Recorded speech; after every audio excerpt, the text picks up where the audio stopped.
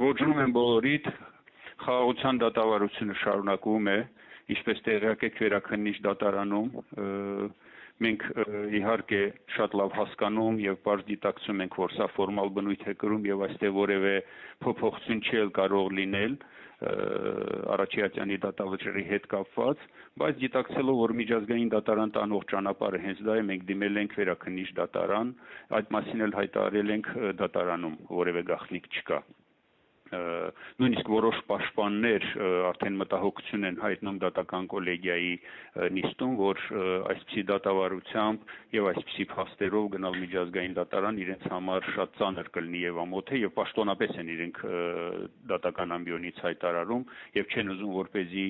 այս ձևով այս ընթացքով գնան միջազգային դատարան եւ պարտվեն։ Ինչ կլինի այլ հարց է։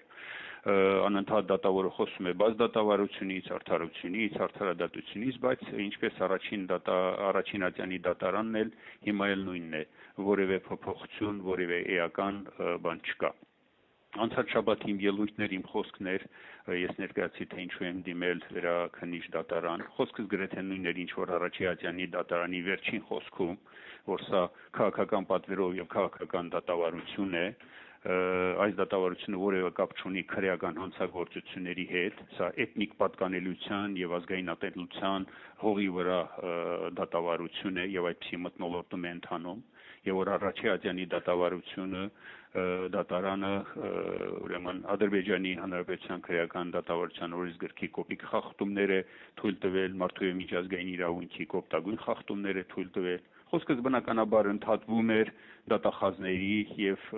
նաեւ դատավորի անհիմն միջամտություններով, բայց ինչևից է ամեն ինչ ավարտին հասցրինք եւ հոդված առ հոդված անդրադարձա, թե ինչպիսի, այսպես ասած, ձերպարտություններով եւ ձևակերպումներով առանց ապացույցների, առանց կոնկրետ փաստերի կայացվել է դատավճիռ։ Ընտրվել է Ադրբեջանի Հանրապետության քրեական օրենսգրքի հոդվածներ եւ կոպիտ ձևով ոչ միայն ինձ, այլ բոլորիս կպցրել, այսպես գործը կարել։ Ես նույնիսկ խոսեցի, որ սա կարված գործ չէ, այլ կարկատան է։ Օրինակ 93 թվականի ծնված անձին վերագրում են 91, 92, 93, 94 թվականի ռազմական գործողությունների համար կասկածանք եւ իբր թե դատարանում էլ այդ ամենը ապացուցվել է եւ վճռի մեջ էլ արտացոլում եւ կայացվում վճիռ 15 տարվա ազատազրկում։ Այսպես է ընթանում, ինչպես ասել եմ Արաչյանում, նաեւ այստեղ հստակեցրել եմ եւ հստակ հայտարարել, որ սա հայ ժողովրդի եւ հայոց պետականության դեմ բացված դատ է հստակ ռազմավարությամբ եւ հեռահար նպատակներով։ Կարևորը մեր ողջախոհությունն է, համբերատար եւ նպատակասված մեր քայլերն ենք անում, արժանի ելույթներ ունենք, իսկ միջազգային դատարանի եւ միջազգային ատյանների հետ կապված ընդհանրապես քմծիծաղով եւ արհամարական են վերաբերվում։ Ամենածանր այն է, որ մեր երեսին ուղղակի շպրտում են այսպես մտքեր, որ եթե ձեր իշխանությունները ոչինչ չեն անում եւ շահագրգիռ չեն ձեր վերադարձով, ինչ եք ուզում միջազգային ատյաններից կամ դատարաններից, ինչ կարող են նրանք անել։ Սա է վիճակը։ Արդեն լուրեր են շրջանառում, որ հավանաբար Գերագույն դատարանը մեր գործերը չի ընդունի եւ փորձում են կանխակալ իրավիճակ ստեղծել, որպեսզի որևէ ձևով արհեստական, այսպես միջամտություններ ունենան։ Ինչպես օրինակ 1 տարի առաջ դեռևս մեր լիազորությունների հետ կապված հարցներ, որ 2025 թվականի օգոստոսից թե իմ, թե նաեւ որոշ մարդկանց